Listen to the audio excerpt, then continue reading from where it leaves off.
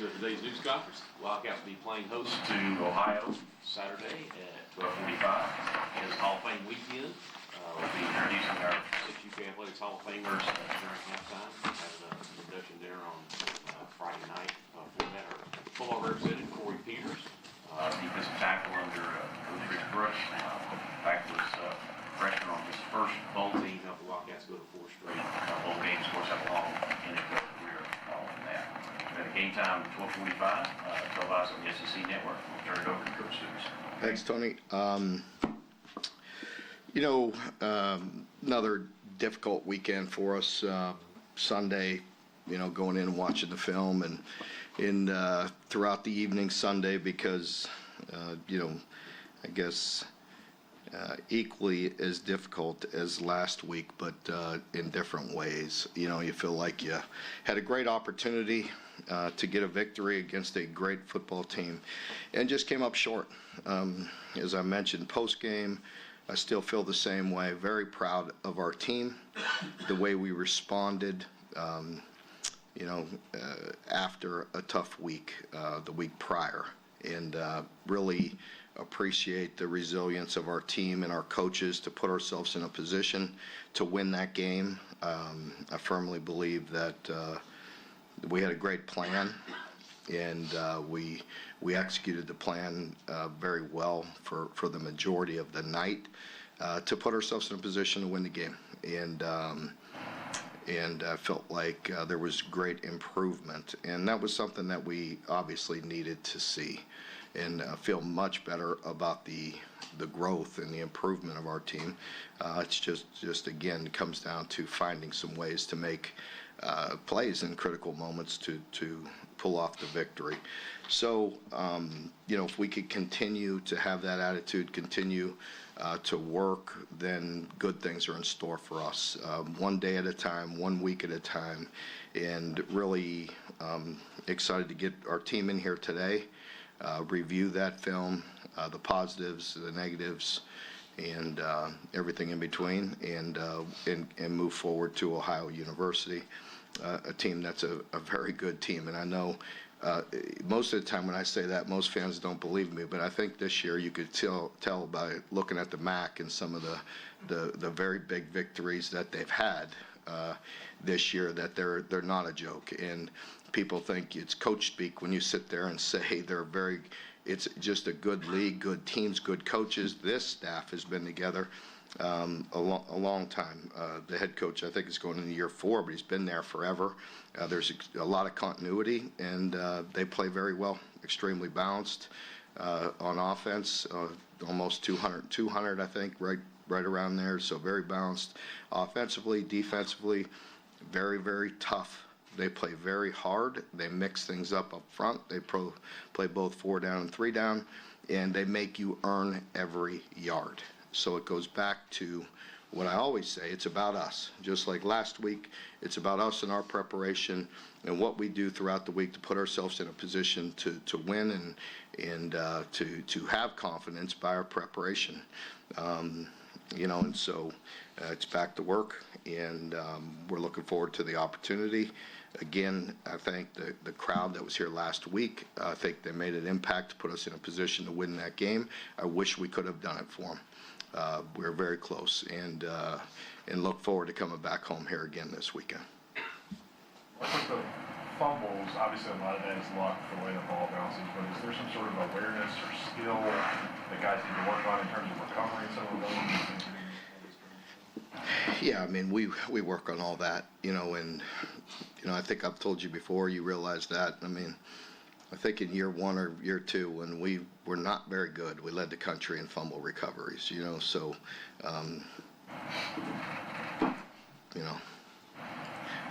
seven footballs have been on the ground. I think the last 2 weeks we haven't got one. Mark, how do you think the protection, just week to week, did that improve at all? Protection did improve, and I really have to commend the offensive line because the way we ran the ball in play action, that's where we're going to live in that world, right? Because straight drop back pass and predictable pass against Georgia is not pretty for anybody. And not only with the way they get pressure, but they cover as good as anybody in the country. And a lot of times it's too high. I mean, it's difficult. If you can play with split safeties and have the corners that they do, the matchups that they do, I mean, there are very short windows in there. We tried, and people think, like, we were very balanced, and we attacked, and we tried to hit them a lot. And to their credit, they take it away. We hit some, but we obviously didn't have enough explosive plays. But it's not for a lack of effort. So overall, the protection was better.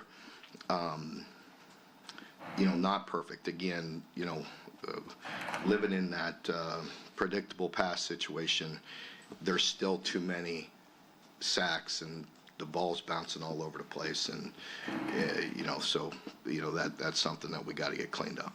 As you're looking to build depth on that line, do you have an idea when or if Courtland Ford's going to be available? No, I don't. I think Brock picked up 4, maybe even 5 first downs with his feet. Bush talked after the game that he had a conversation with Brock about maybe we want to keep you healthy, but sometimes we're going to need you to do that, and it's working. Is that something that can just continue and be part of the game plan? Yeah, I think if you watch every press conference, which I'm sure you don't have time to do, but if you watch every press conference in the NFL or in college, somebody probably gets asked that question about their quarterback, right? I mean, NFL, they're constantly talking about protecting them and doing that, and so are we. It's part of the game. I think if you tell them to be too cautious or don't do this, don't do that, then they're not going to play the game. They have to play the game. Of course we want our quarterback protected and smart, but we want him to play ball. And I thought in that game, once again, he showed great awareness, very good pocket presence, and really was tough as nails. Ran for some really tough yards. Mark, over 200 onside rushing yards. That doesn't happen. Pardon me? Over 200 rushing yards if they got the sacks. Yeah. It doesn't really happen ever, I think, against Georgia. Just what has impressed you about your all's run game so far, and how big is that to be able to stay ahead of the chain? I think just mixing it up, being creative in the run game. Obviously, you've seen us, trying to hit the perimeter a lot. You've seen us in zone schemes, but gap schemes have been effective for us in being creative in formations as well. So just not being predictable, and that's what we go back to the week before and winning the pre-snap of all the different eye candy shifts, motions. You could tell we were much more efficient in this game than we were the week before, and that's part of the things that I keep on harping on was just our focus, our discipline and execution. It's focus, discipline, execution that's going to put you in position to win those games, and we did that much better in this game. Defensively, I think on third down the week prior, there was a lot of man stuff, and then there was a lot of times where you were just dropping eight. What does it say about your unit to be able to execute in a variety of different ways? Yeah, I thought we mixed it up good, Brad. Coach White really did a nice job. We mixed it up. We were much more effective at getting off the field in some tough ones, in some 3rd and 3s, 3rd and 4s. They converted 1 on 3rd and 4. We were in man. They hit a great back shoulder, against Max. That's a tough play. But we did win some good matchups as well, and got some really good pressure on him and made him uncomfortable. Carson Beck is, I would expect him to be one of several in New York. I mean, he's that kind of player, and he's just a really good player, and we made him uncomfortable at times, and I think that's key. Brock said that after the game that they're itching to get back into the end zone. What kind of confidence would that give this offense if they're able to? Well, I think it's super important, to finish with some ends, get some touchdowns. You have to do it however you have to do it. We're 1 field goal away from beating the number 1 team in the country too. So, however we have to get it done, we have to get it done. Mark, obviously you needed Jimmy more as a receiver last year. But but did you see this potential in him as a runner when you signed him out of the portal, or did he have to put in a lot of work to get to this point? Well, he definitely had to put in some work because he was a little bit in between a year ago, right? We had Ray and you know, we used Demi in the slot some, and we used him in a variety of ways. And when this year we knew we needed a full commitment from him to be a great running back, and I think you're seeing growth there. Jamarion Wilcox also ran very hard. You saw a guy that has the talent that you've heard me talk about, and you know, we've been leaning on him for the accountability piece and doing things right all the time, and he really improved. He had a great week of practice, and I'm proud of him the way he stepped in and competed as well. But Demi had some tough yards and really played well. And again, give the O-line credit because I think there was a lot of improvement in that area. Mark, when Frank was there, they were a little more diversified. With Coach Albin's there, they want to run the football. They got a big running back. What kind of problems does that present for you guys? Yeah, but they spread it out quite a bit. I think they want to get rid of it and throw it quick and also run it from spread formations. They're either you know, spread out in 2x2, 3x1, obviously, or they bring the Y in and attach them. You know, they're balanced. I mean, heck, I think is it not? I mean, I don't know exactly. I think it's like 200. So that's pretty good. That's pretty efficient. And you know, defensively, again, they make you earn it. They play extremely hard and they're sound. The MAC has done very well this year. Again, this team has won back-to-back bowl games, if I'm not mistaken, 10 games, 2 years in a row, and beat a heck of a, you know, Iowa State team a year ago. So we have to go play good football. But that's what we want, right? We play great competition every week, and we want to continue to build on the good things that we did a week ago, even in the loss. I mean, I saw growth, and I saw guys, you know, a lot of positive behavior in practice, and they responded. I challenged them, and they responded in a good way. So hopefully, you know, we'll continue to grow.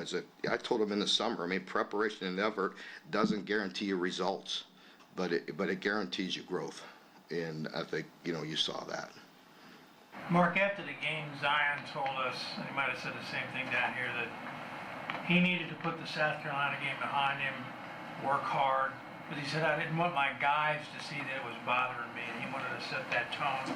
Moving forward in a week that maybe a letdown might be a danger, what does that mean to the coaching staff to have guys like that cognizant of how they come off to the younger guys? Well, I think it's very important. You know, that's the response we're looking for. That's the leadership we're looking for.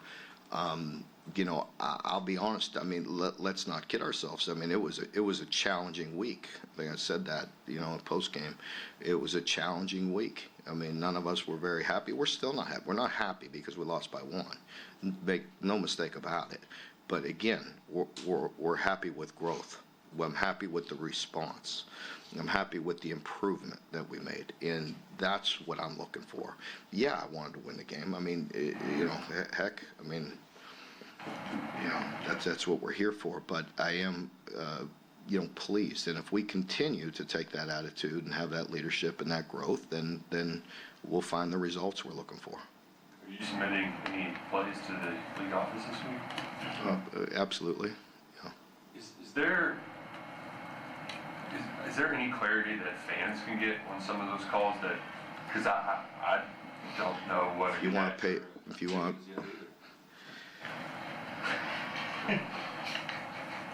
Yeah, I get very frustrated, but 50 grand's 50 grand.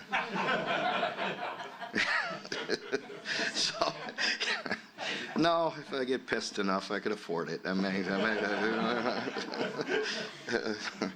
No, it doesn't do you any good because anybody, you know, honestly, we're having fun. And in this, when people see the whole content of like our conversations and when I say things tongue in cheek and having fun, that's one thing. But then everybody grabs it out of it and just takes that little blurb, right? And say I'm whining and crying about calls and everything. So, no, you know, it is what it is. I mean, really, after 12 years, I did realize that.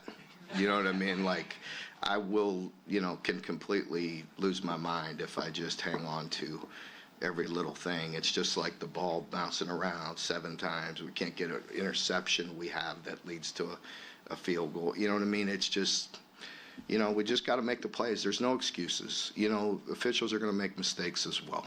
And, we have to overcome those things, and, and so it is what it is.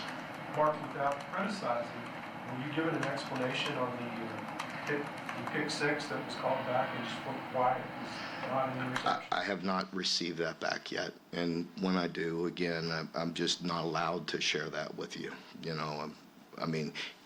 One time I had to learn that the hard way early on, but anyway, even if, I'm not even allowed to give you the explanation they give me, so. Brock said after the game, you guys have some great red area plays that you can't get off the call sheet yet because you haven't gotten there those last couple of games. There was one at the fringe, first quarter, Barryon drops that, which was almost picked right in front of your sideline, and then in the fourth, Jamori drops that one. He's about to get crunched, and Brock kind of got into him a little bit. Is there some chemistry that still needs to get worked out with those receivers? Are they just dropping too many balls? No, they're playing hard, and the opportunities are tough when you're playing great teams like that, and you have to make the most of every one of them. I think, yes, clearly, both of those passes could have been catches and should have been, but again, they're working hard and doing some really good things because it's not easy for those wideouts either right now. There's times when they're open and they're busting their tail and running as fast as they can time and time again, and we're not getting the protection or can't get it to them. That happens in football. You just got to stay the course. You don't know when that one opportunity will present itself.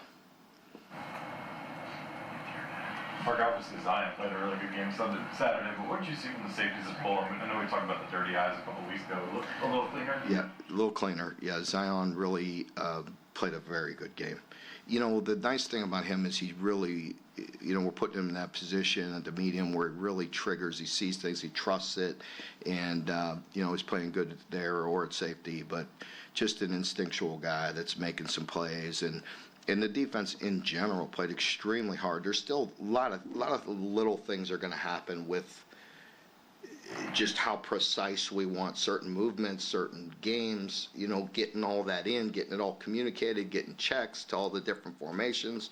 There's a lot, and we have to continue to grow. We could have even played better. That's what's crazy, and just being a little more precise with certain things, and but our guys care, and again, I like the way they really prepared and dug back, Come on up with the book. No, Yeah, go ahead. talk about the running back situation being a little thin before that game. Jamarian gave you some things. Can you build on and feel good about it? No doubt. We had to put that pressure on him because we needed him, and so he had to respond in a positive way. I think he has.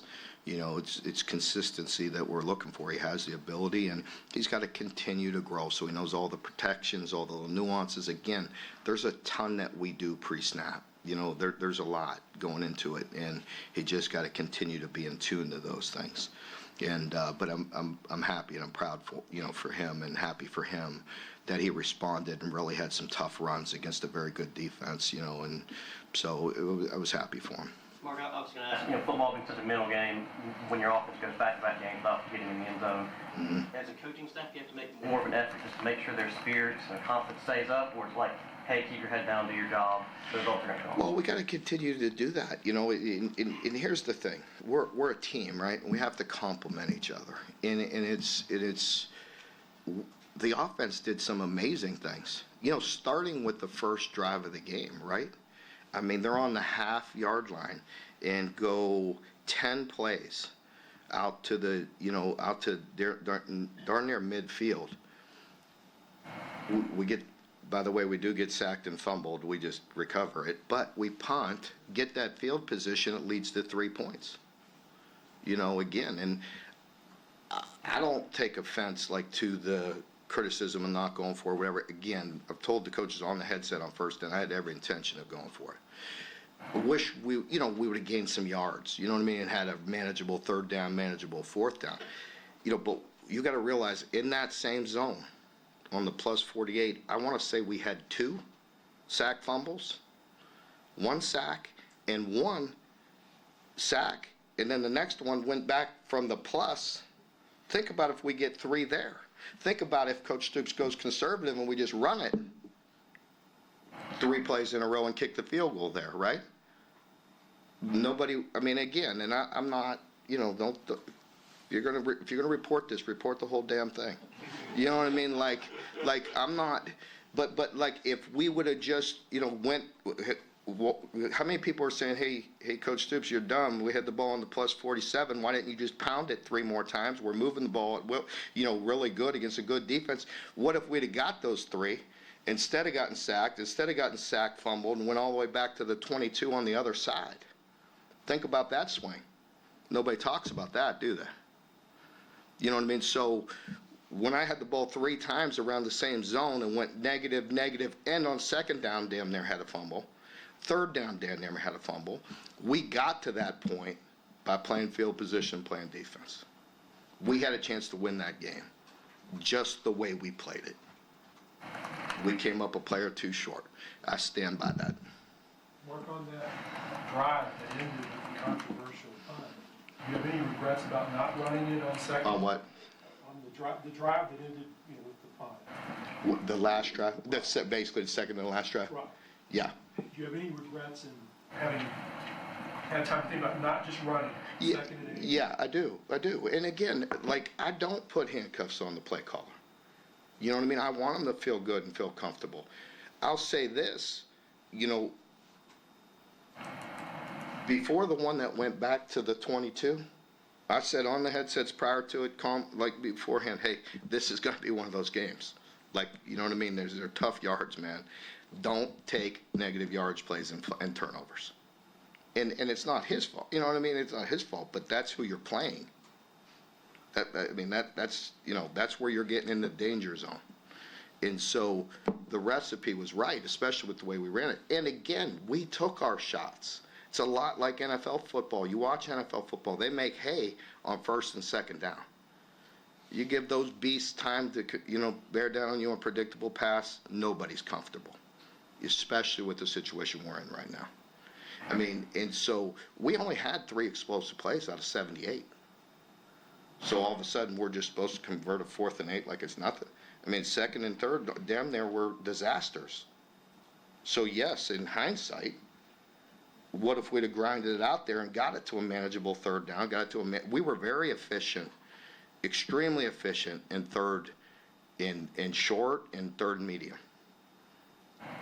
Not very, I think really the only one we hit one really nice pass to Dane, and then the completely ad-lib scramble, you know what I mean, fluke, that's not going to happen all the time, but that's,